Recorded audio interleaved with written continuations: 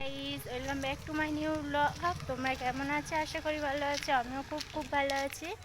আমরা দুজন মিলে বিকালবেলা বার হয়েছি। কি করতে জানো? 7 সমুদ্র 13 নদী পার হয়ে এখন যাচ্ছি শাক তুলতে, যেটা খেতে খুবই টেস্টি এবং হেলদি। বাদার শাক কিনে কিনে খেলে তো সবাই খেতে পারে, কিন্তু এই বাদার শাকটা যে অনেক টেস্টি, অনেক হেলদি না? তাহলে দেখতে থাকো। দেখো, যাদের ওখানটায় কাশফুল নেই, যারা পুজোতে আগমনী শ্যুট করতে চাও, তাহলে আমাদের এখানটায় চলে আসতে পারো, আমার সাথে কন্ট্যাক্ট করতে পারো। আমি দেখিয়ে দেবো। জায়গাটা খুব সুন্দর। দেখো, খুব সুন্দর। দেখো এত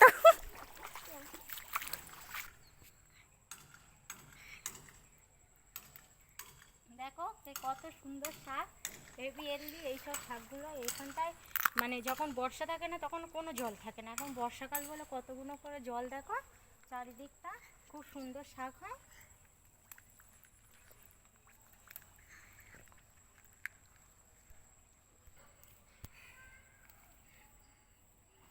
অনেকগুলো শাক তোলা হয়ে গেছে দেখো হাতের মধ্যে।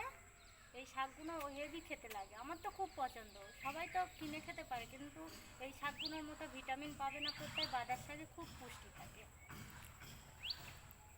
দেখো এক ব্যাগ তোলা হয়ে গিয়েছে। আর দেখো কাশফুল তুলে নিয়েছি। কাশ বাগানে আসবো আর কাশফুল তুলবো না, সেটা কী করে হয়?